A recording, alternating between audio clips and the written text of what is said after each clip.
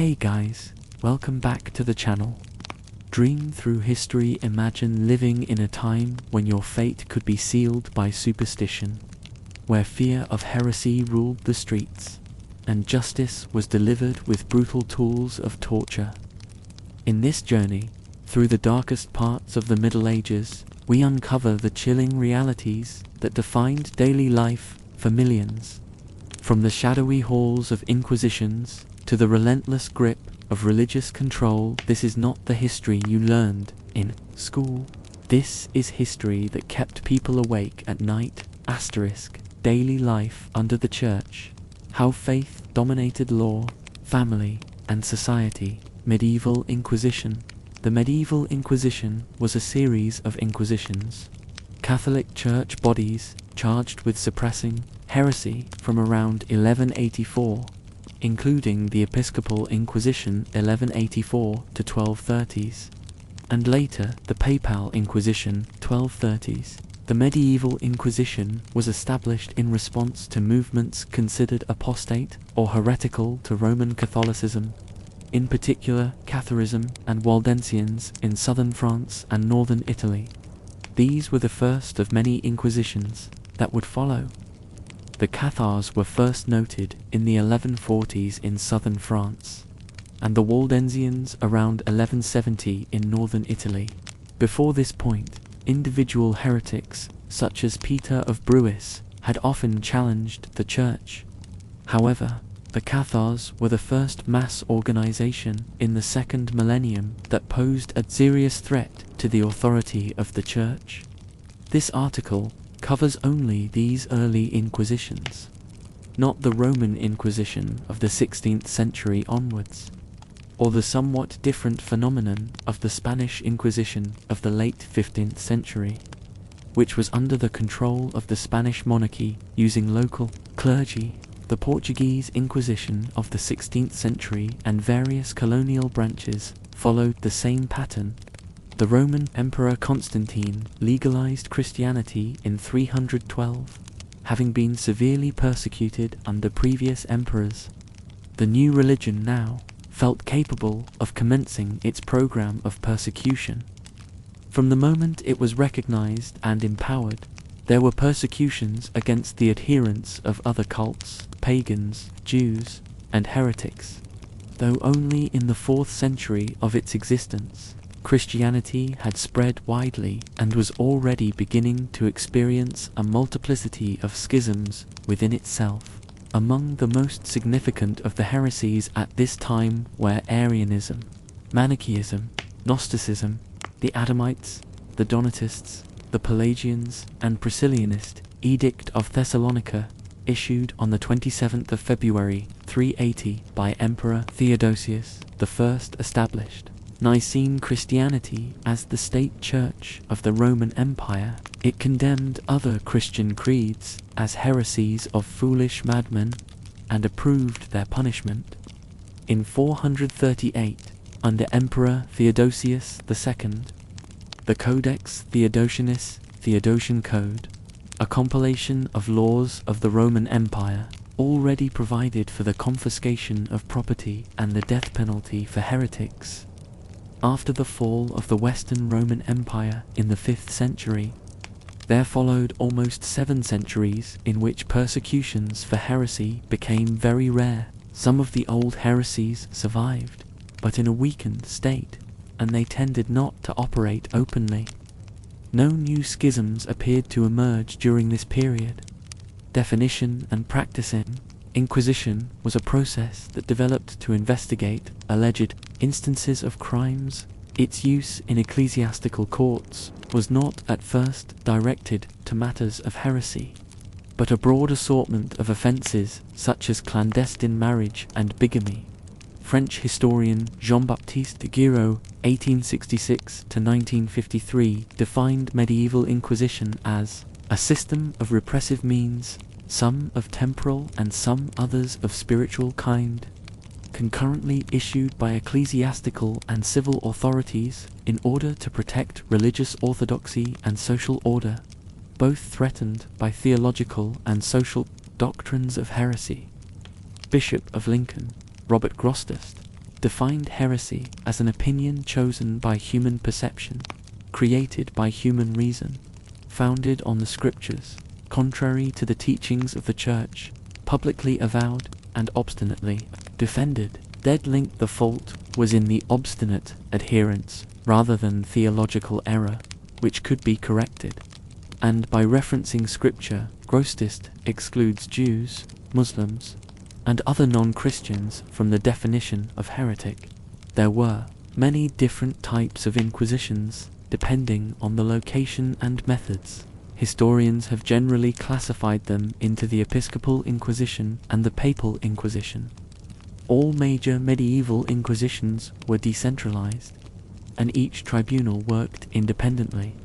Deadlink, authority rested with local officials based on guidelines from the Holy See, but there was no central top-down authority running the inquisitions, as would be the case in post-medieval inquisitions. Early medieval courts generally followed a process called accusatio, largely based on Germanic practices. In this procedure, an individual would make an accusation against someone to the courts. However, if the suspect was judged innocent, the accusers faced legal penalties for bringing false charges. This provided a disincentive to make any accusation unless the accusers were sure it would stand. Later, a threshold requirement was the establishment of the accused's publica fama, i.e., the fact that the person was widely believed to be guilty of the offense charged.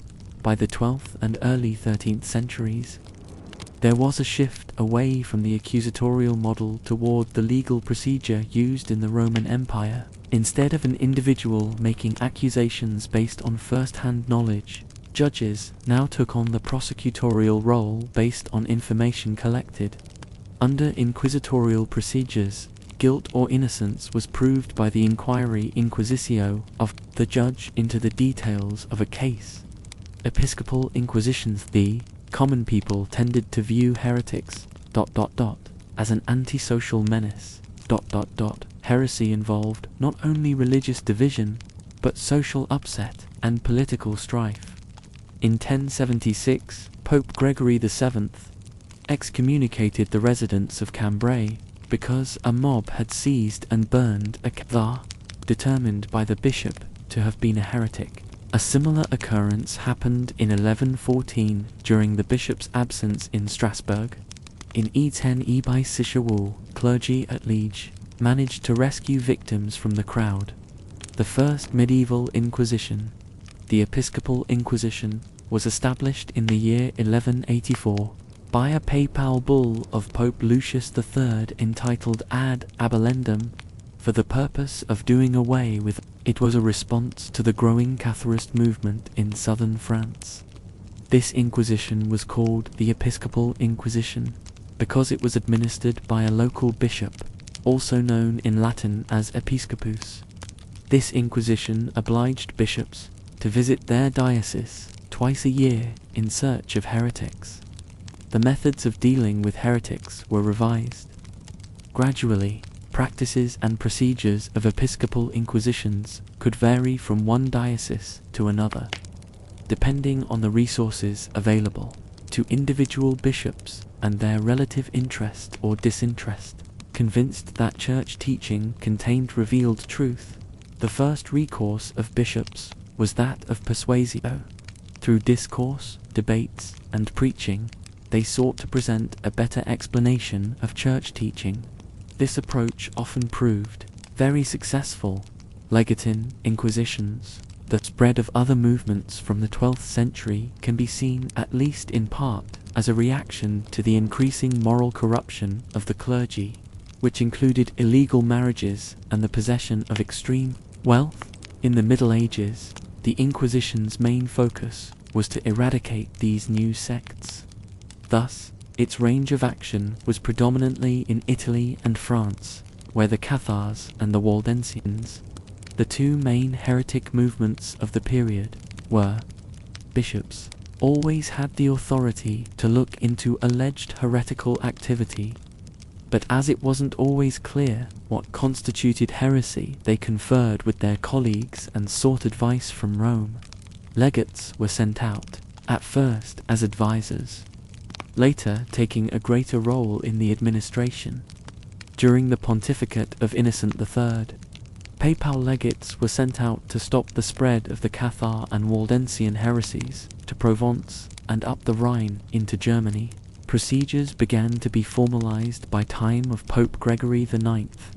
Cathos the Cathos were a group of dissidents, mostly in the south of France. In cities like Toulouse, the sect developed in the 12th century, apparently founded by soldiers from the Second Crusade, who, on their way back, were converted by a Bulgarian sect, the Bogomils. The Cathars' main heresy was their belief in dualism. The evil god created the materialistic world, and the good God created the spiritual world. Therefore, Cathars preached poverty, chastity, modesty, and all those values which in their view helped people to detach themselves from materialism. The Cathars presented a problem to feudal government by their attitude towards oaths, which they declared under no circumstances allowable. Therefore, considering the religious homogeneity of that age, heresy was an attack against social and political order besides orthodoxy. The Albigensian Crusade resulted in the defeat of the Cathars militarily. After this, the Inquisition played an important role in finally destroying Catharism during the 13th and much of the 14th centuries. Punishments for Cathars varied greatly. Most frequently, they were made to wear yellow crosses atop their garments as a sign of outward penance. Others undertook obligatory pilgrimages, many for the purpose of fighting against Muslims. Another common punishment, including for returned pilgrims, was visiting a local church naked once each month to be scourged. Cathars, who were slow to repent, suffered imprisonment and often the loss of property. Others who altogether refused to repent were burned. Waldensians were mostly in Germany and North Italy. The Waldensians were a group of Orthodox laymen concerned about the increasing wealth of the Church. As time passed, however, they found their beliefs at odds with Catholic teaching.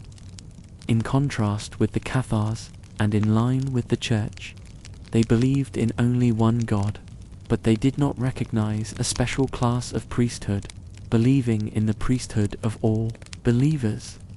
They also objected to the veneration of saints and martyrs, which were part of the Church's orthodoxy.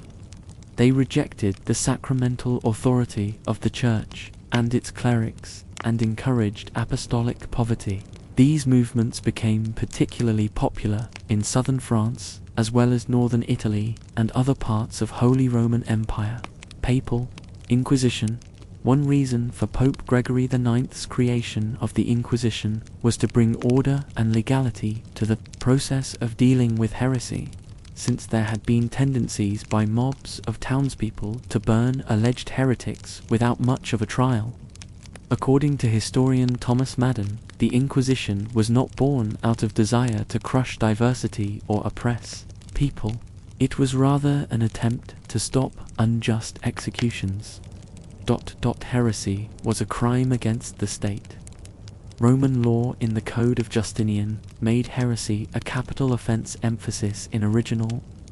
In the early Middle Ages, people accused of heresy were judged by the local lord, many of whom lacked theological training. Madden claims that the simple fact is that the medieval Inquisition saved uncounted thousands of innocent and even not so innocent people who would otherwise have been roasted by secular lords or mob rule. Emphasis in original. Madden argues that while medieval secular leaders were trying to safeguard their kingdoms, the Church was trying to save souls. The Inquisition provided a means for heretics to escape death and return to the community. The complaints of the two main preaching orders of the period, the Dominicans and the Franciscans, against the moral corruption of the Church, to some extent echoed those of the heretical movements. but they were doctrinally conventional, and were enlisted by Pope Innocent III in the fight against heresy. In 1231, Pope Gregory IX appointed a number of papal inquisitors hereticae prefectates, noisely Dominicans and Franciscans, for the various regions of Europe. As mendicants, they were accustomed to travel. Unlike the haphazard episcopal methods, the papal inquisition was thorough and systematic, keeping detailed records.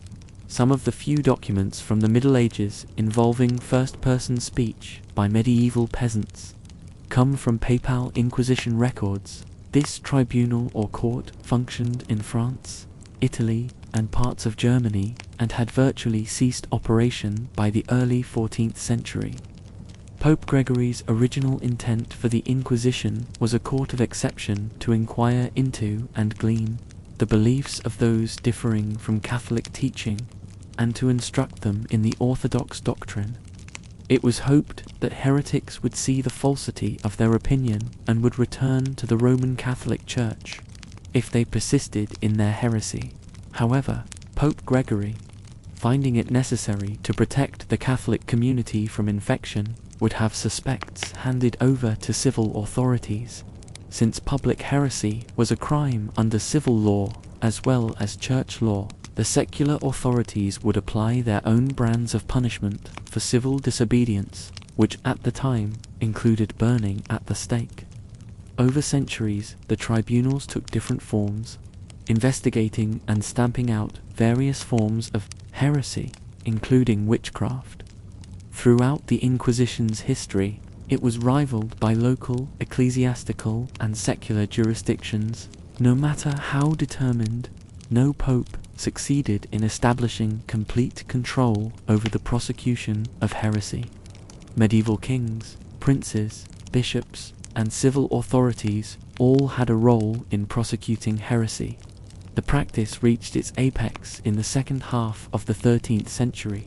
During this period, the tribunals were almost entirely free from any authority, including that of the Pope. Therefore, it was almost impossible to eradicate abuse. For example, Robert Labuga, the Hammer of Heretics Malleus, heretic, was a Dominican friar who became an inquisitor known for his cruelty and violence. Another example was the case of the province of Venice, which was handed to the Franciscan inquisitors, who quickly became notorious for their frauds against the Church by enriching themselves with confiscated property from the heretics and by the selling of absolutions. Because of their corruption, they were eventually forced by the Pope to suspend their activities in 1302. Citation needed in southern Europe. Church-run courts existed in the Kingdom of Aragon during the medieval period, but not elsewhere in the Iberian Peninsula or some other kingdoms, including England. In Scandinavian kingdoms, it had hardly any impact at the beginning of the 14th century. Two other movements attracted the attention of the Inquisition, the Knights Templar and the Beguines. It is not clear if the process against the Templars was initiated by the Inquisition on the basis of suspected heresy, or if the Inquisition itself was exploited by the King of France, Philip the Fair, who owed them money and wanted the knights' wealth. In England, the crown was also deeply in debt to the Templars, and probably on that basis, the Templars were also persecuted in England, their lands forfeited and taken by others, the last private owner being the favourite of Edward II, Hugh le Despencer. Many Templars in England were killed. Some fled to Scotland and other places. The Beguines were mainly a women's movement, recognised by the Church since their foundation in the 13th century. Marguerite Porret wrote a mystical book known as the Mirror of Simple Souls. The book provoked some controversy because of statements which some took to mean that a soul can become one with God, and that when in this state it can ignore moral law, as it had no need for the Church and its sacraments or its code of virtues. The book's teachings were easily misconstrued. Porret was eventually tried by the Dominican Inquisitor of France and burned at the stake as a relapsed heretic in 1310. The Council of Vienne of 1311 proclaimed them heretics, and the movement went into decline. The medieval Inquisition paid little attention to sorcery until Pope John XXII was the victim of an assassination attempt via poisoning and sorcery. In a letter written in 1322, the inquisitors of Carcassonne and Toulouse, Cardinal William of Santa Sabina states that Pope John declared witchcraft to be heresy, and thus it could be tried under the Inquisition. Medieval Inquisition in Aragon. Although Raymond of Peñafort was not an inquisitor, James I of Aragon had often consulted him on questions of law regarding the practices of the Quindam Inquisition in the king's domains, since Peñafort was a canon lawyer and royal advisor. He lawyer's deep sense of justice and equity, combined with the worthy Dominican's sense of compassion, allowed him to steer clear of the excesses that were found elsewhere. In the formative years of the Inquisitions into heresy, despite its early implantation, the Papal Inquisition was greatly resisted within the Crown of Aragon by both population and monarchs. With time, its importance was diluted, and, by the middle of the 15th century, it was almost forgotten, although still there according to the law. Regarding the living conditions of minorities, the kings of Aragon and other monarchies imposed some discriminatory taxation of religious minorities, so false conversions were a way of tax evasion. In addition to the above discriminatory legislation, Aragon had laws specifically targeted at protecting minorities. For example, crusaders attacking Jewish or Muslim subjects of the King of Aragon while on their way to fight in the Reconquest were punished with death by hanging. Up to the 14th century, the census and wedding records show an absolute lack of concern with avoiding intermarriage or blood mixture. Such laws were now common in most of Central Europe. Both the Roman Inquisition and neighboring Christian powers showed discomfort with Aragonese law and lack of concern with ethnicity, but to little effect. High-ranking officials of Jewish descent were not as common as in Castile, but were not unheard of either. Abraham Zacuto was a professor at the University of Cartagena. Vidal Astori was the royal silversmith for Ferdinand II of Aragon and conducted business in his name. King Ferdinand himself was also said to have remote Jewish ancestry on his mother's side. Medieval Inquisition in Castile.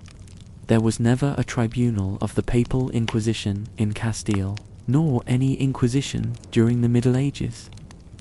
Members of the episcopate were charged with surveillance of the faithful and punishment of transgressors, always under the direction of the king. During the Middle Ages in Castile, the Catholic ruling class and the population paid little or no attention to heresy. Castile did not have the proliferation of anti-Jewish pamphlets. The legislation regarding Muslims and Jews in Castilian territory varied greatly, becoming more intolerant during the period of great instability and dynastic wars that occurred by the end of the 14th century. Castilian law is particularly difficult to summarize since, due to the model of the free royal villas, mayors and the population of border areas had the right to create their own fueros law that varied from one villa to the next. In general, the Castilian model was parallel to the initial model of Islamic Spain. Non-Catholics were subject to discriminatory legislation regarding taxation and some other specific discriminatory legislations, such as a prohibition on wearing silk or flashy clothes that varied from county to county, but were otherwise left alone. Forced conversion of minorities was against the law, and so was the belief in the existence of witchcraft, oracles, or similar superstitions. In general, all people from the Book were permitted to practice their own customs and religions as far as they did not attempt proselytizing on the Christian population.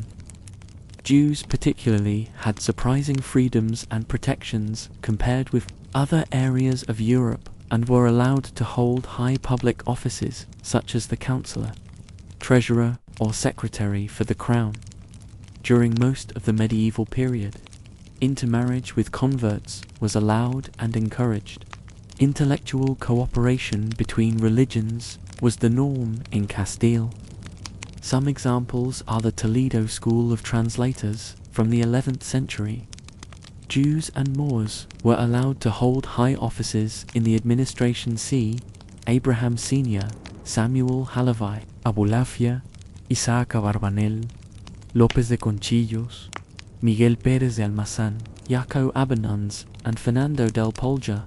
Verification needed. A tightening of the laws to protect the right of Jews to collect loans during the medieval crisis was one of the causes of the revolt against Peter the Cruel and catalyst of the anti-Semitic episodes of 1391 in Castile, a kingdom that had shown no significant anti-Semitic backlash to the Black Death and drought crisis of the early 14th century, even after the sudden increase in hostility towards other religions that the kingdom experienced after the 14th century crisis, which clearly worsened the living conditions of non-Catholics in Castile. It remained one of the most tolerant kingdoms in Europe. The kingdom had serious tensions with Rome regarding the Church's attempts to extend its authority into the kingdom. A focus of conflict was Castilian resistance to truly abandon the Mozarabic rite and the refusal to grant papal control over reconquest land, a request Aragon and Portugal conceded. These conflicts added to a strong resistance to allowing the creation of an Inquisition, and the kingdom's general willingness to accept heretics. Seeking refuge from prosecution in France, in the spring of 1429, during the 100 Years' War, in obedience to what she said was the command of God, Joan of Arc inspired the Dauphin's armies in a series of stunning military victories which lifted the siege of Orleans and destroyed a large percentage of the remaining English forces at the Battle of Patay. A series of military setbacks eventually led to her capture in the spring of 1430 by the Burgundians, who were allied with the English. They delivered her to them for 10,000 livres. In December of that same year, she was transferred to Rouen, the military headquarters and administrative capital in France of King Henry VI of England, and placed on trial for heresy before a church court headed by Bishop Pierre Cauchin, a supporter of the English. The trial was politically motivated. Cauchin, although a native of France, had served in the English government since 1418, and he was therefore hostile to a woman who had worked for the opposing side. The same was true of the other tribunal members. Ascribing a diabolic origin to her victories would be an effective way to ruin her reputation and bolster the morale of English troops. Thus, the decision to involve the Inquisition, which did not initiate the trial, and in fact showed a reluctance throughout its duration. 70 charges were brought against her, including accusations of heresy and dressing as a male, i.e. wearing soldiers' clothing and armor. Eyewitnesses later said that Joan had told them she was wearing this clothing and keeping it firmly laced and tied together, because the tunic could be tied to the long boots to keep her guards from pulling her clothing off during their occasional attempts to rape her. Joan was first condemned to life imprisonment, and the deputy inquisitor, Jean Lemaitre, whom the eyewitness said only attended because of threats from the English, obtained from her assurances of relinquishing her male clothes. However, after 4 days, during which she was said to have been subjected to attempted rape by English soldiers, she put her soldier's clothing back on because, according to the eyewitnesses, she needed protection against rape. Cauchin declared her a relapsed heretic, and she was burned at the stake 2 days later, on the 30th of May, 1431, in 1455, a petition by Joan of Arc's mother Isabel led to a retrial designed to investigate the dubious circumstances which led to Joan's execution. The Inquisitor General of France was put in charge of the new trial, which opened in Notre Dame de Paris on the 7th of November 1455. After analyzing all the proceedings, including Joan's answers to the allegations and the testimony of 115 witnesses who were called to testify during the appellate process, the Inquisitor overturned her condemnation on the 7th of July 1456. Joan of Arc was eventually canonized in 1920. Historian Edward Peters identifies a number of illegalities in Joan's first trial in which she had been convicted. Inquisition procedure.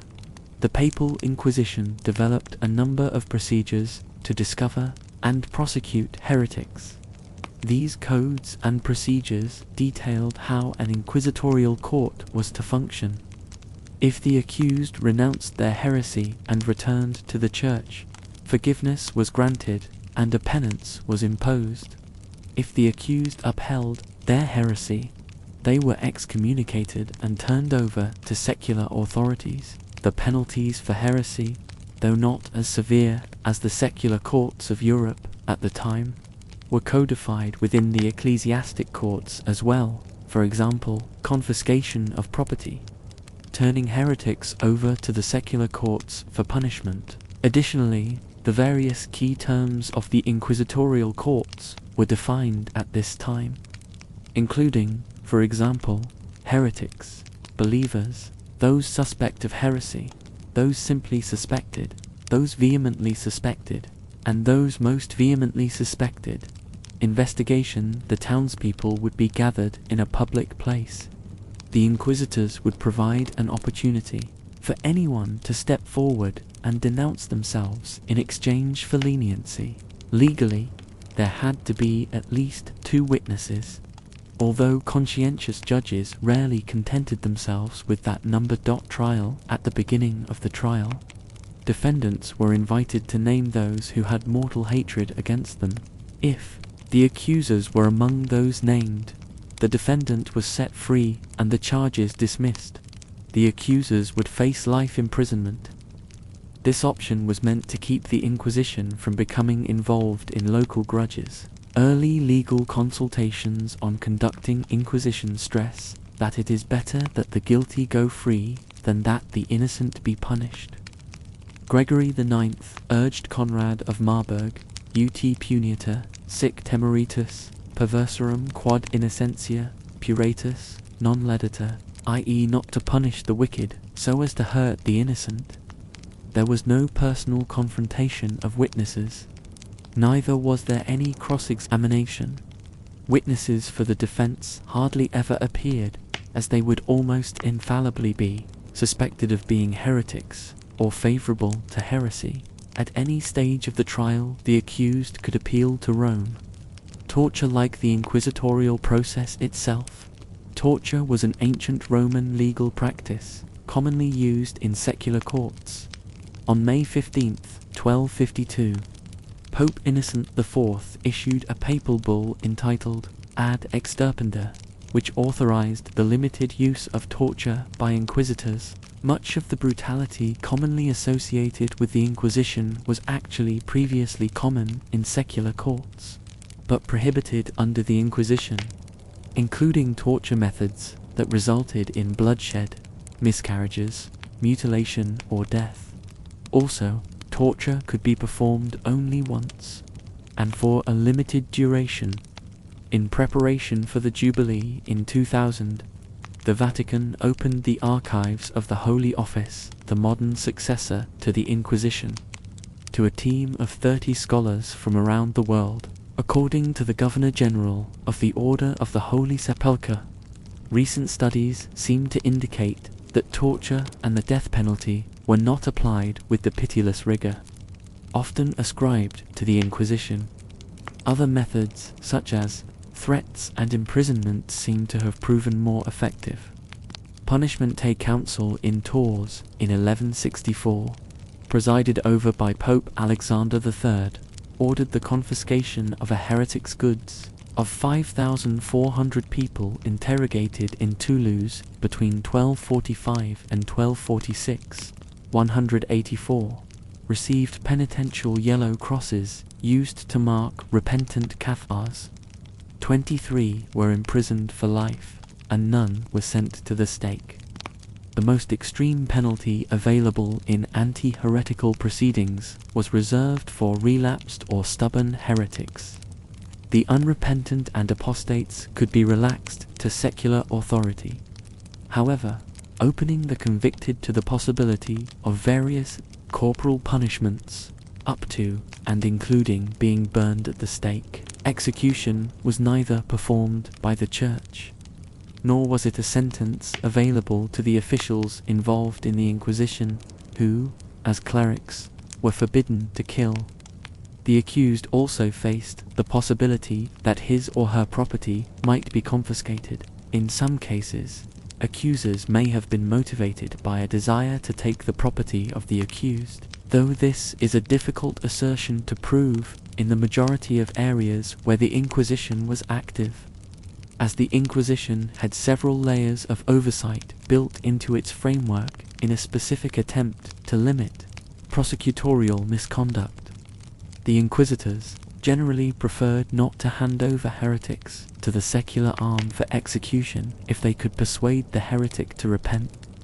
Ecclesia non nevit sanguinem, the Church knows not blood. For example, of the 900 guilty verdicts levied against 636 individuals by the Dominican friar and inquisitor Bernard Gui, no more than 45 resulted in execution, Inquisition and heresy. What happened when beliefs turned dangerous?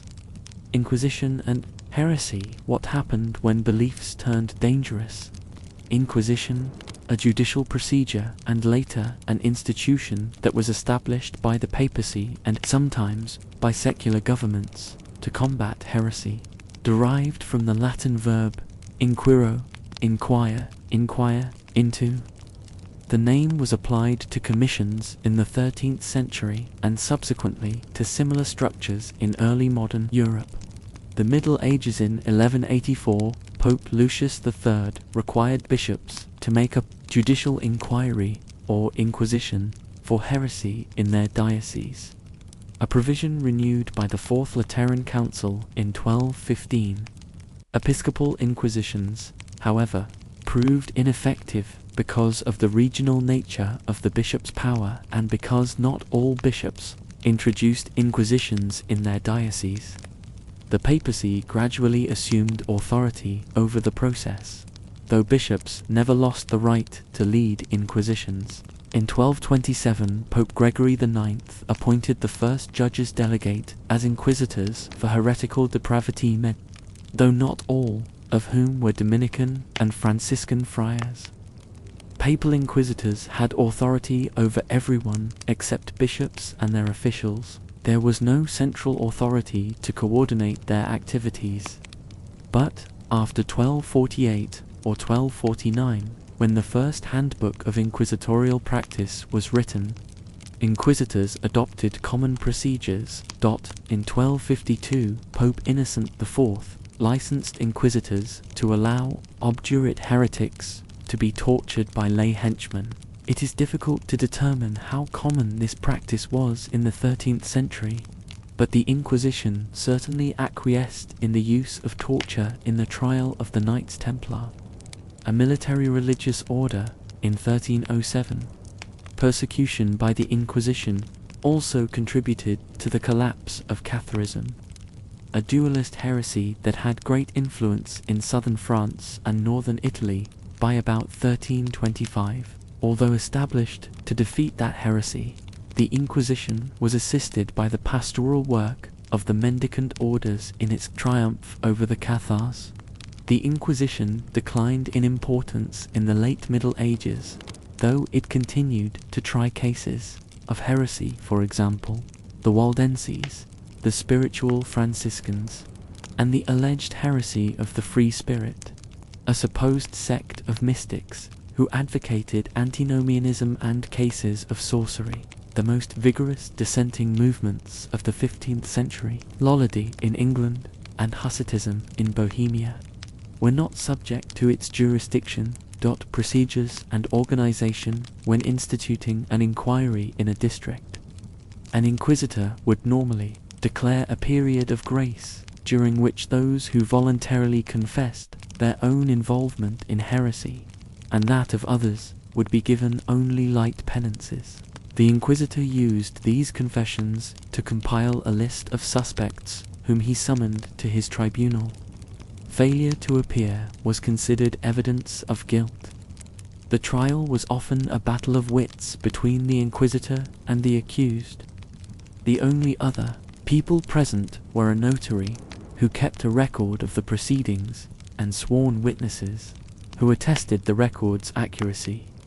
No lawyer would defend a suspect for fear of being accused of abetting heresy, and suspects were not normally told what charges had been made against them or by whom. The accused might appeal to the Pope before proceedings began, but this involved considerable expense. After consulting with canon lawyers, the inquisitor would sentence those found guilty at a sermo generalis, or public homily. Judicial penances were imposed on those who had been convicted of heresy and had recanted. The most common punishments were penitential pilgrimages, the wearing of yellow crosses on clothing which was feared because it led to ostracism and imprisonment.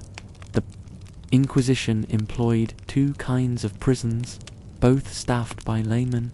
One type was the murus largus, or open prison, which consisted of cells built around a courtyard in which the inmates enjoyed considerable freedom. The other type was the murus strictus, a high-security prison, where inmates were kept in solitary confinement, often in chains. Heretics who admitted their errors but refused to recant were handed over to the secular authorities and burned at the stake. There were usually not many cases of this kind, because the chief aim of the inquisitors was to reconcile heretics to the church. On rare occasions, however, large public executions did take place, as at Verona in 1278, when some 200 Cathars were burned. Although heresy was a capital offense in virtually all the states of Western Europe, some rulers, for example, the kings of Castile and England, refused to license the Inquisition, even where it did operate in much of Italy and in kingdoms such as France and Aragon. The Inquisition relied entirely on the secular authorities to arrest and execute those whom it named and to defray all its expenses. The money came partly from the sale of the confiscated property of convicted heretics. Although some scholars have denied that the medieval Inquisition was an institution, others maintain that it is the best way to describe a group of men who enjoyed the same powers, were directly responsible to the Pope, employed servants and officials, and had absolute control over a number of large prisons and their inmates. Nevertheless, its power was very limited, and arguably, it was important chiefly because it established a tradition of religious coercion in the late medieval Western Church that was inherited by both Catholics and Protestants in the 16th century. Early modern Europe from the 15th to the 19th century, inquisitions were permanently established, bureaucratically organized, appointed, and supervised tribunals of clergy and occasionally laymen. They were charged with the discovery and extirpation of heterodox religious opinion and practice in Christian Europe. The institutional inquisitions were similar to other institutions of government and discipline in early modern Europe. The earliest, largest, and best known of these was the Spanish Inquisition, established by Pope Sixtus IV at the petition of Ferdinand and Isabella, the rulers of Aragon and Castile, in a papal bull of November 1st, 1478. It was eventually extended throughout the Spanish Empire in Europe and the Americas through a system of subordinate regional tribunals, it was formally abolished by the Spanish government in 1834. Later institutional inquisitions were established in Portugal in 1540, abolished in 1821, and in Rome for the Papal States and some other parts of Italy in 1542. The latter was erected into the Congregation of the Holy Roman and Universal Inquisition, or Holy Office, one of the 15 secretariats into which the administrative reforms of Sixtus V, 1585–90, divided papal government. In 1965, the Holy Office was reorganized by Pope Paul VI and renamed the Congregation for the Doctrine of the Faith. In 1547, the government of Venice established a tribunal of laymen, which was converted into a tribunal of clergy by 1551, but closely monitored by the Venetian government. The Venetian Inquisition lasted until 1797. Another institutional inquisition, that of the city of Lucca, established in 1545, was also originally staffed by laymen, but then clericalized after a few years.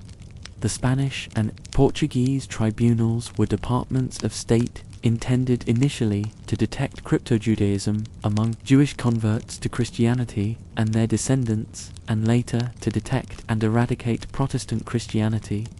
The Roman and other inquisitions were also departments of state, designed chiefly to combat Protestantism, which was conceived and defined as heresy in Catholic territories. All inquisitions had the power to supervise and discipline the moral failings of both clergy and laity.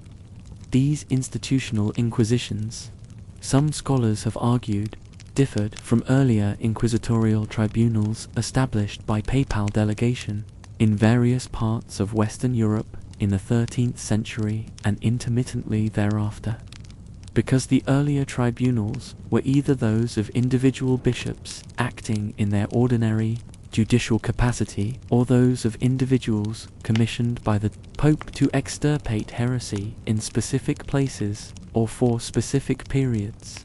They used similar procedures, sometimes communicating with each other, and were instructed by the same handbooks of doctrine and procedure, but possessed no common organization or other institutional features. Although early inquisitorial practices in some instances moved toward institutionalization, only those of the 16th century displayed full institutional characteristics, procedures and organization. The institutional inquisitions bore a number of common features.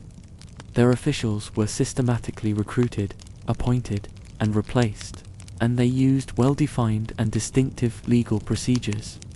The Inquisition possessed a vertical command and review structure, which required regular reports from subordinate branches, visitations and review of the activities of subordinate and regional branches, operational instructions, and preservation and regular consultation of archives. The Inquisitions were also characterized by signs and insignia of membership and autonomous control of institutional finances and public activities in Spain.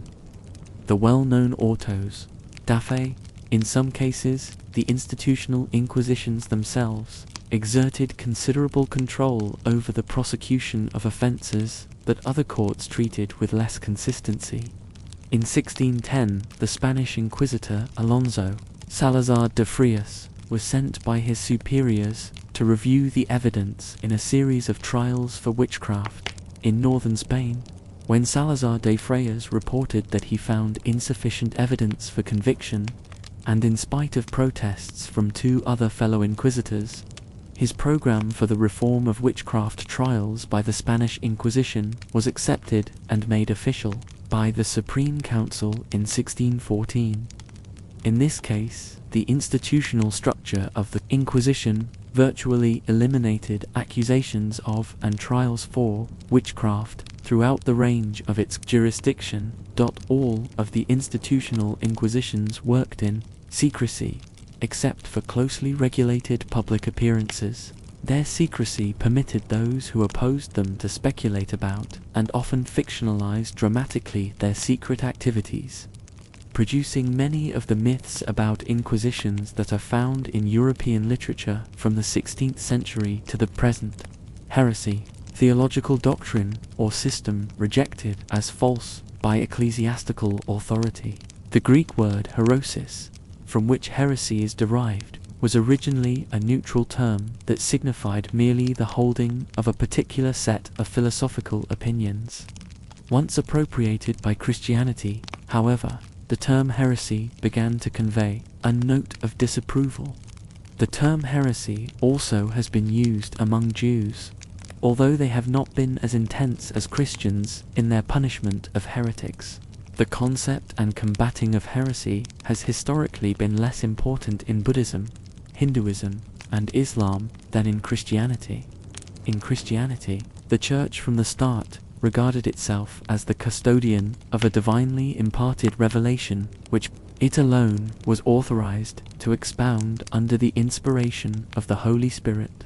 Thus, any interpretation that differed from the official one was necessarily heretical in the new, pejorative sense of the word. This attitude of hostility to heresy is evident in the New Testament itself.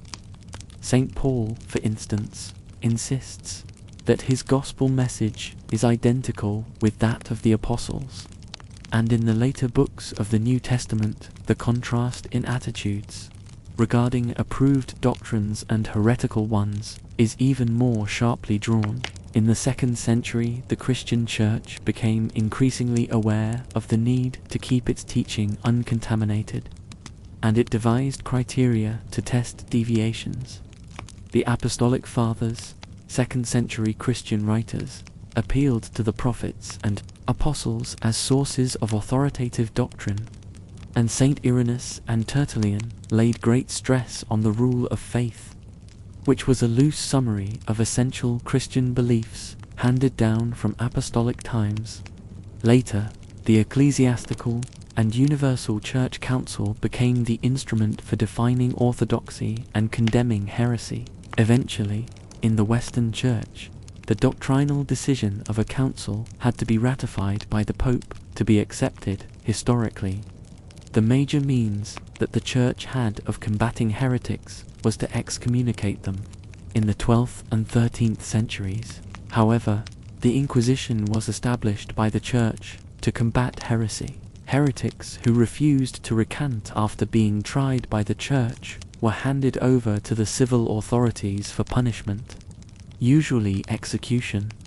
A new situation came about in the 16th century with the Reformation, which spelled the breakup of Western Christendom's previous doctrinal unity. The Roman Catholic Church, satisfied that it is the true Church armed with an infallible authority, has alone remained faithful to the ancient and medieval theory of heresy, and it occasionally denounces doctrines or opinions that it considers heretical. Most of the great Protestant churches similarly started with the assumption that their own particular doctrines embodied the final statement of Christian truth, and were thus prepared to denounce as heretics those who differed with them.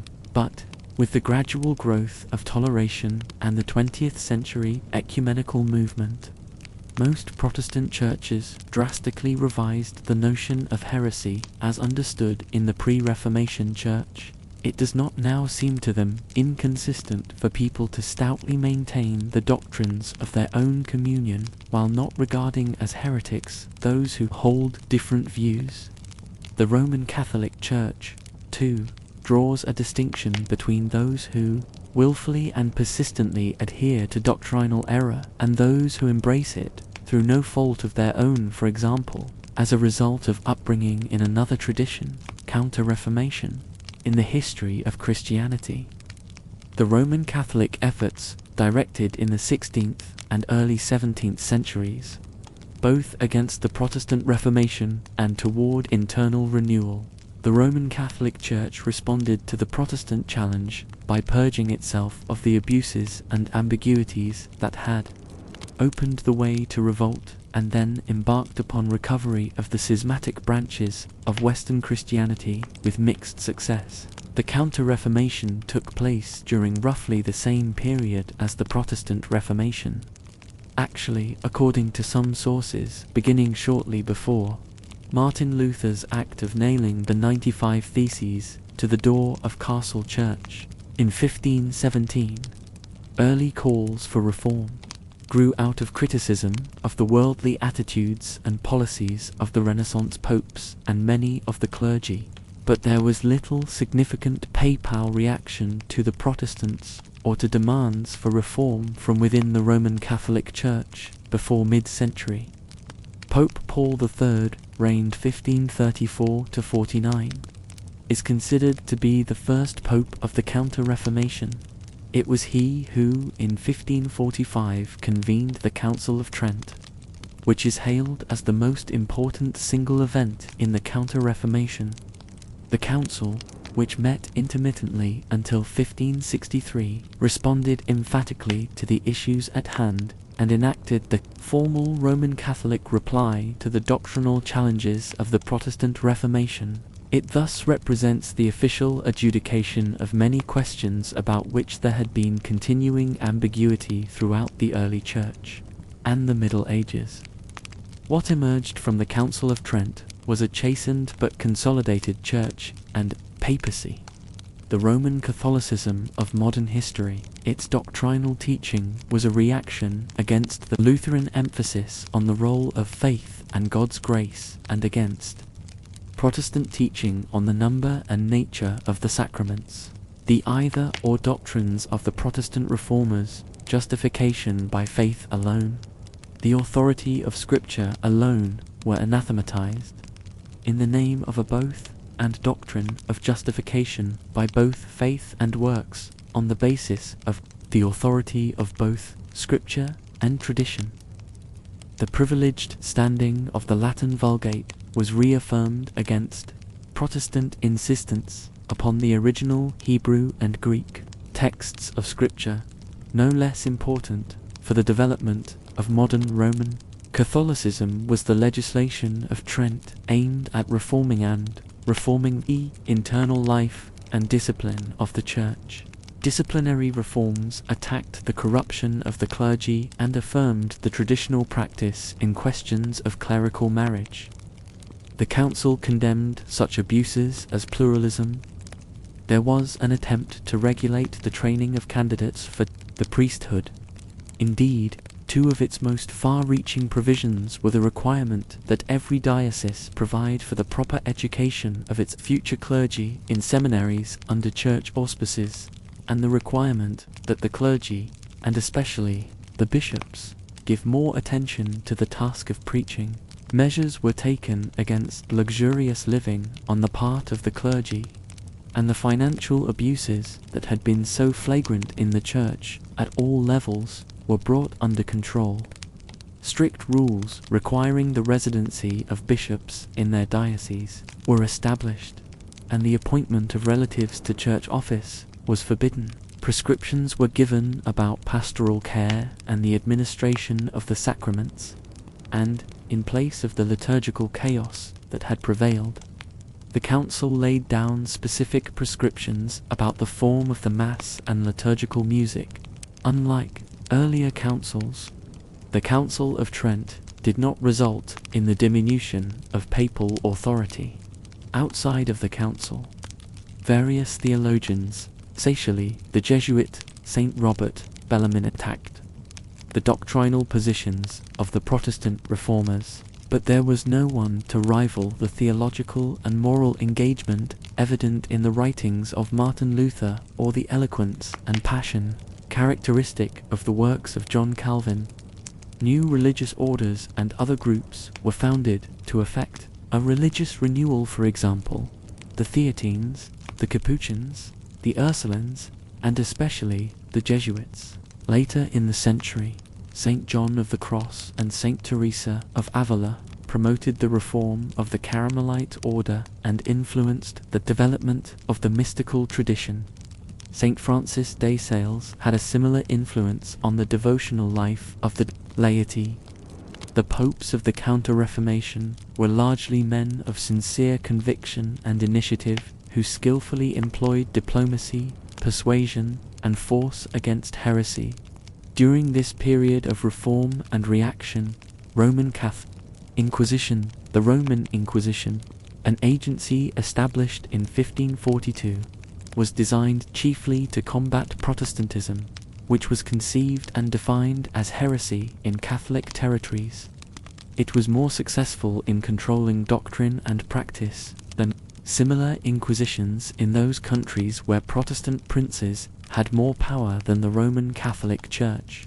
Political and military involvement directed against Protestant growth is most clearly reflected in the policies of Emperor Charles V and in those of his son Philip II, who was associated with the infamously brutal Spanish Inquisition. The intermingling of religion and politics led some princes and states to withdraw their protection of Protestants and other heretics, and court the favour of the Holy See by surrendering distinguished defenders. Philip II of Spain, for example, surrendered Bartolomé de Carranza, the Spanish theologian and former confessor to Queen Mary of England, and Cosimo de' Medici in 1567 gave up Pietro Carnesecchi, the Florentine heretic. In addition to combating Protestantism, all inquisitions also had the power to supervise and discipline the moral failings of both clergy and laity, and they were thus also useful in the implementation of the reforms of the Council of Trent. The Index Librorum Prohibitorum, Index of Forbidden Books, was established by the Roman Catholic Church in 1559 in an attempt to combat the spread of some of the writings of the Protestant Reformation. The first printed index included a prohibition against the Bible in Castilian Romance or any other vulgar tongue, a ban that remained in force until the 18th century. Many books deemed heretical or threatening to the faith were destroyed or hidden as a result of the index and the Inquisitions, and hundreds of printers took flight to Switzerland and Germany. Outcomes of the Counter-Reformation, some of the outcome and much of the enforcement of the Council of Trent was in the hands of newly established religious orders, above all the Society of Jesus, the Jesuits, founded in 1534 by Saint Ignatius of Loyola and officially established by the papacy in 1540. Unlike the Benedictine monks or the Franciscan and Dominican friars, the Jesuits swore special obedience to the Pope and were specifically dedicated to the task of reconstructing church life and teaching in the aftermath of the Protestant Reformation. They thus came to be called the shock troops of the Counter-Reformation. Education was foremost in the minds of many of the leaders of the Counter-Reformation, Jesuit or otherwise, and seminaries multiplied to prepare the clergy for a more austere life in the service of the Church. There was a flowering of utopian ideas. Writings such as La Città del Sole, The City of the Sun by Tommaso Campanella, and La Repubblica Immaginaria, The Imaginary Republic by Lodovico Agostini, are examples of this new vision of the Church and of the duties of Christians. Although the Jesuits were not specifically a teaching order, they were nevertheless very important in this field and became especially active in scholarship and education. The first Jesuit college was opened in Messina, Sicily, in 1548. By 1615, the Jesuits had 372 colleges, and by 1755, just 18 years before the suppression of the order, the number had risen to 728. The society was not re-established until 1814. The Jesuits were also involved in the education of the nobility, and through their pupils they sometimes wielded as great an influence in affairs of state as they did in affairs of the Church. Another major emphasis of the Counter-Reformation was an ongoing missionary endeavour in parts of the world that had been colonized by predominantly Roman Catholic countries, such as Spain and Portugal. Although the Jesuits were by no means the only religious order in the foreign missions of the Church, their responsibility for regaining outside Europe the power and territory that the Church had lost within Europe as a result of the Protestant Reformation made them the leading force in the Christianization of newly discovered lands. The work of such men as St. Francis Xavier and others in Asia, and of missionaries in the New World, was rewarded with millions of baptisms, if not true conversions. Here were also attempts to reconvert areas of the world that had once been Roman Catholic, for example, England and Sweden. Most of the German lands in which Luther had worked remained Protestant after his death in 1546. But major territories, above all Bavaria and Austria, were regained for Roman Catholicism by the end of the 16th century. The wars of religion between 1562 and 1598 regained France for the Roman Catholic cause, though the Edict of Nantes, 1598, granted a limited toleration to the Protestants. It was revoked in 1685. Perhaps the most complete victory for the Counter-Reformation was the restoration of Roman Catholic domination in Poland and in Hussite Bohemia, in Italy, Spain, and the southern Netherlands, the future Belgium. Protestant influence was also largely destroyed. Torture, the infliction of severe physical or mental pain or suffering for a purpose, such as extracting information, coercing a confession, or inflicting punishment. It is normally committed by a public official or other person exercising comparable power and authority. Although the effectiveness of torture has been defended by many throughout history, notably Aristotle and Sir Francis Bacon, it was attacked as early as Roman times for encouraging its victims to lie in ancient Greece and Rome. Physical torture was lawfully used, usually on non-citizens or slaves, as a means of obtaining information or confessions. Later, in early medieval Europe, torture was used as the trial itself in the ordeal, wherein the suspect's response to extreme physical pain served as the basis for establishing guilt or innocence. In the later Middle Ages, torture was again used to secure confessions in cases of serious crime. Confession was known by the term the Queen of Proofs. Though it was nominally subject to strict conditions, historical developments, the rationale for torture, which was subject throughout the centuries to enlightened challenge, was that it was a necessary means of averting grave miscarriages of justice, the consequences of which would be irreversible.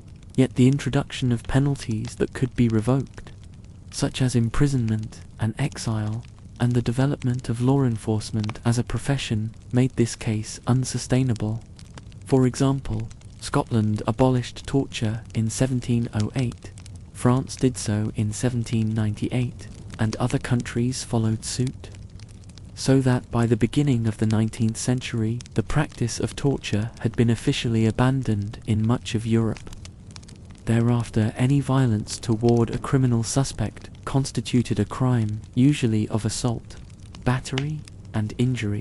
The trend reflected many influences, including that of Enlightenment thought, especially as expressed by the criminologist and philosopher Cesare Beccaria.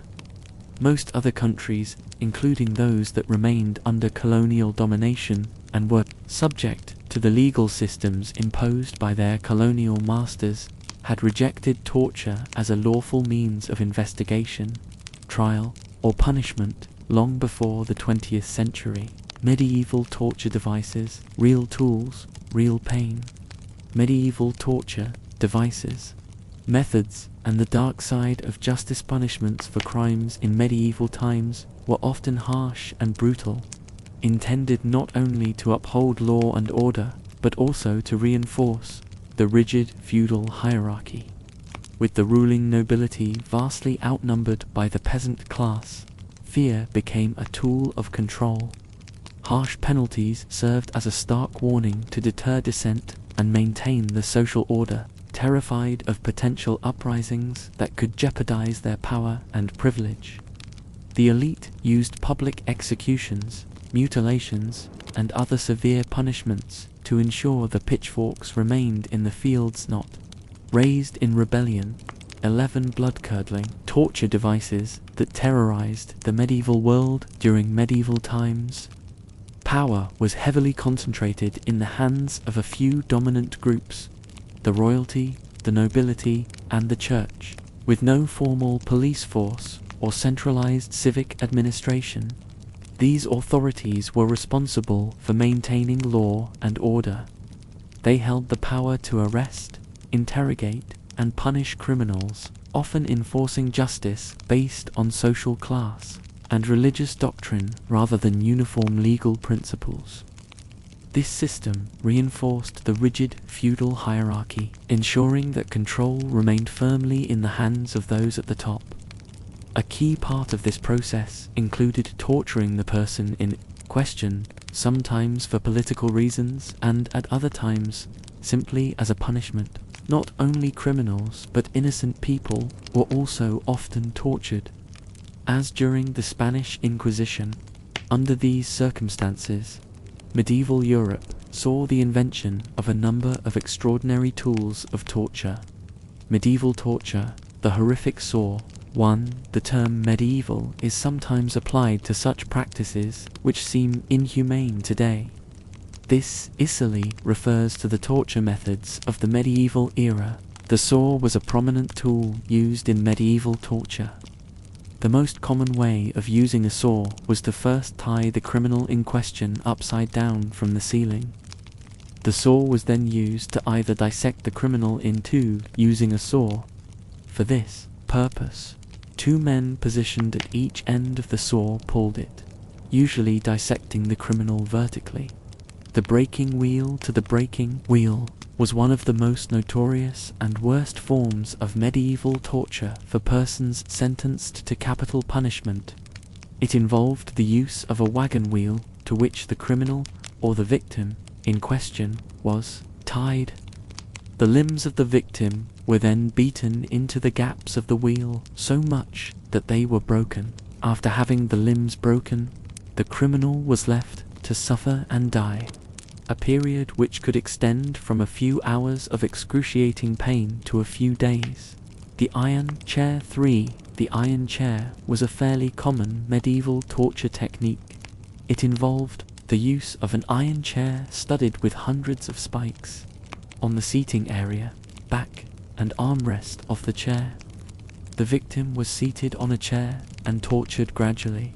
The iron restraints of the seat were turned tighter and tighter until they pierced deeper and deeper into the flesh of the person. This form of torture could go on for weeks without the person dying, since the iron spikes plugged the blood flow from the wounds and delayed death. Only after the person was removed from the chair did they finally suffer death. Torture rack. For the rack was a special rectangular wooden frame often used in medieval interrogation and torture. The wooden frame was set up with rollers at both ends and chains attached to the rollers. The person to be tortured was laid flat on the frame, and his ankles and wrists were tied to the chains at each end of the frame. The rollers were then gradually rotated so that the chains became tighter and tighter until they yanked the muscles out of their places, broke the bones, dislocated the limbs, and finally tore them away. Sometimes, even when the torture was stopped at muscle damage, the person tortured was scarred with permanent muscle dysfunction. Rat torture. 5. This was a fairly simple but nightmarish method of medieval torture. In this method, an iron bucket was wrapped around the stomach of the person. The bucket was strapped tightly so that a rat placed inside it had no way to escape. A fire was then lit at the end of the bucket, agitating the rat inside. As the bucket grew hotter, the rat became more and more agitated until it was forced to gnaw its way through the person's intestines to escape the hot bucket. Wooden horse torture. 6. this method was particularly associated with the Spanish Inquisition. The victim was placed on top of a wooden frame, which was shaped like a donkey but had a sharp, protruding angle on top, making a wedge-shaped V-dot, before being placed on the frame. The victim was stripped naked so that the groin was directly in contact with the edge of the wedge as the victim was made to sit astride. Weights were added to the feet so that the body of the victim pressed down into the wedge until the wedge sliced into the body. Pair of anguish. Torture 7 pair of anguish was a pear-shaped iron tool that had a key at its bottom. When the key was turned, the spoon-shaped leaves of the tool slowly opened and expanded. Typical torture using this tool involved placing the tool inside one of the orifices of the victim and then turning the key so that the tool opened its leaves and expanded inside the body of the victim. Breast ripper torture. Iron spider asterisk. The spider ate the breast ripper was a tool that was used specifically to punish women, usually on the charges of adultery, heresy, blasphemy, or abortion. The tool was circular and made of iron, and before the torture began, it was heated to make it pierce the flesh easily. Hanged. Drawn and quartered 9. This was a medieval torture practice, which was notoriously common in medieval England. First, the victim was hanged by the neck, just before the moment he would actually die. He was then laid on a wooden frame and was castrated. Finally, both his arms and his legs were tied with ropes to 4 different horses, who were whipped to run into 4 different directions, literally tearing apart the victim. The Iron Maiden. 10. Iron Maiden referred to a medieval torture cabinet made of iron. The interior of this cabinet was spacious, enough to accommodate an adult person, and it was thoroughly set with iron spikes as soon as the victim was placed inside and the door of the cabinet closed. The spikes on the interior of the cabinet pierced through the victim's body. Knee splitter. Torture 11. The knee splitter was a popular tool used in the tortures of the Spanish Inquisition. It is comprised of 2 spiked wooden blocks fitted together with large screws. The victim's knee was placed between the 2 spiked blocks, and the screws were slowly tightened so that the spikes crushed the knee. 4. The role of fear in society. How fear was used to control the masses. The Inquisition was a powerful office set up within the Catholic Church to root out and punish heresy throughout Europe and the Americas, beginning in the 12th century and continuing for hundreds of years. The Inquisition is infamous for the severity of its tortures and its persecution of Jews and Muslims. Its worst manifestation was in Spain, where the Spanish Inquisition was a dominant force for more than 200 years, resulting in some 32,000 executions. Catholicity. Inquisition has its origins in the early organized persecution of non-Catholic Christian religions in Europe. In 1184, Pope Lucius III sent bishops to southern France to track down heretics called Catharists. These efforts continued into the 14th century. During the same period, the Church also pursued the Waldensians in Germany and northern Italy. In 1231, Pope Gregory charged the Dominican and Franciscan orders to take over the job of tracking down heretics. The job of inquisitors. Inquisitors would arrive in a town and announce their presence, giving citizens a chance to admit to heresy. Those who confessed received a punishment ranging from a pilgrimage to a whipping. Those accused of heresy were forced to testify. If the heretic did not confess, torture and execution were inescapable. Heretics weren't allowed to face accusers, received no counsel, and were often victims of false accusations. Bernard Gouy wrote the influential guidebook for inquisitors called Conduct of the Inquisition into Heretical Depravity in the early 14th century. Gui himself pronounced over 600 people guilty of heresy and was featured as a character in Umberto Eco's novel, The Name of the Rose. There were countless abuses of power.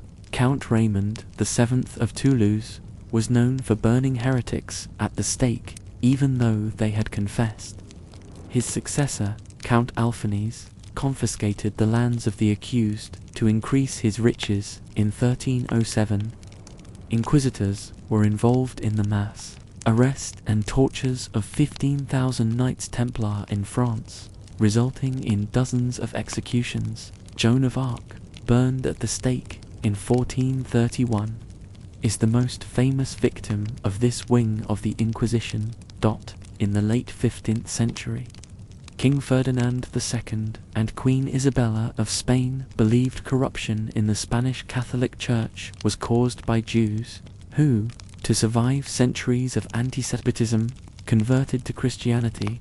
Known as conversos, they were viewed with suspicion by old powerful Christian families. Conversos were blamed for a plague and accused of poisoning people's water and abducting Christian boys. Ferdinand and Isabella feared that even trusted conversos were secretly practicing their old religion. The royal couple was also afraid of angering Christian subjects who demanded a harder line. Against conversos, Christian support was crucial in an upcoming crusade against Muslims planned in Granada. Ferdinand felt an inquisition was the best way to fund that crusade by seizing the wealth of heretic conversos. In 1478, under the influence of clergyman Tomás de Torquemada, the monarchs created the Tribunal of Castile to investigate heresy among conversos. The effort focused on stronger Catholic education for conversos, but by 1480, the Inquisition was formed. That same year, Jews in Castile were forced into ghettos, separated from Christians, and the Inquisition expanded to Seville.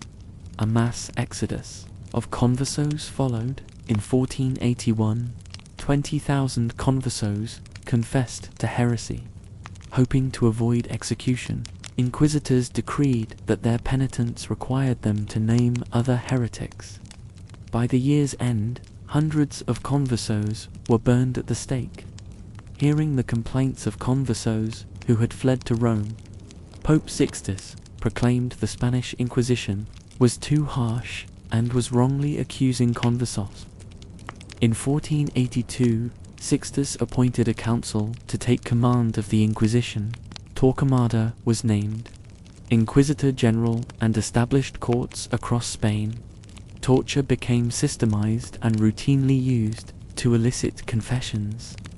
Sentencing of confessed heretics was done in a public event called the Autodoffer. All heretics wore a sackcloth with a single eye hole over their heads. Heretics who refused to confess were burned at the stake. Sometimes people fought back against the Inquisition.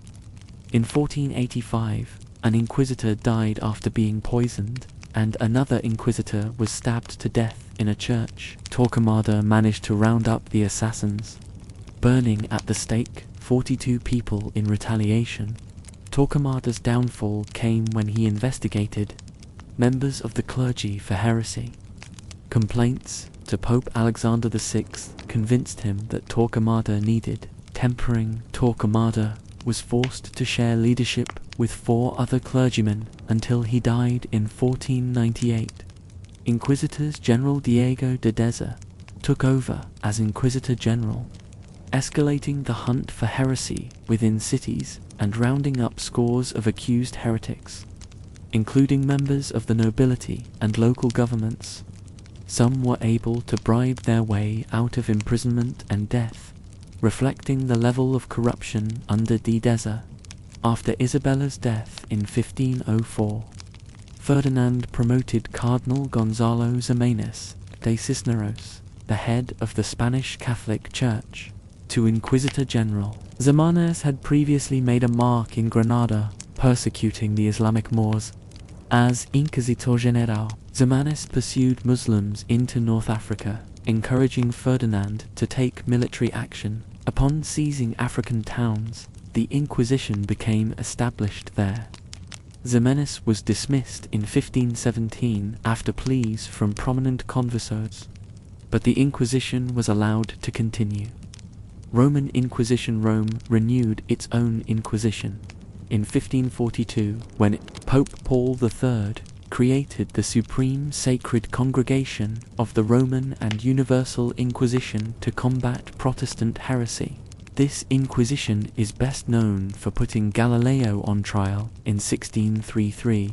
In 1545, the Spanish Index was created, a list of European books considered heretical and forbidden in Spain, based on the Roman Inquisition's own Index Liberum Prohibitum. In other nods to Rome's concerns, the Spanish Inquisition focused on the rising population of Spanish Protestants in the 1550s. In 1556, Philip II ascended the Spanish throne. He had previously brought the Roman Inquisition to the Netherlands, where Lutherans were hunted down and burned at the stake. Inquisition in the New World. As Spain expanded into the Americas, so did the Inquisition, established in Mexico in 1570. In 1574, Lutherans were burned at the stake there, and the Inquisition came to Peru, where Protestants were likewise tortured and burned alive. In 1580, Spain and Portugal ruled jointly by the Spanish crown and began rounding up and slaughtering Jews that had fled Spain. Philip II also renewed hostilities against the Moors, who revolted and found themselves either killed or sold into slavery. Philip II died in 1598, and his son, Philip III, dealt with the Muslim uprising by banishing them. From 1609 to 1615, 150,000 Muslims who had converted to Catholicism were forced out of Spain by the mid-1600s. The Inquisition and Catholic dominance had become such an oppressive fact of daily life in Spanish territories that Protestants avoided those places altogether. End of the Spanish Inquisition. In 1808, Napoleon conquered Spain and ordered the Inquisition there to be abolished. After Napoleon's defeat in 1814, Ferdinand VII worked to reinstate the Inquisition, but was ultimately prevented by the French government, which helped Ferdinand overcome a fierce rebellion. Part of the agreement with France was to dismantle the Inquisition, which was defunct by 1834. The last person to be executed by the Inquisition was Cayetano Ripoll, a Spanish schoolmaster hanged for heresy in 1826. The Supreme Sacred Congregation of the Roman and Universal Inquisition still exists, though changed its name a couple of times. It is currently called the Congregation for the Doctrine of the Faith.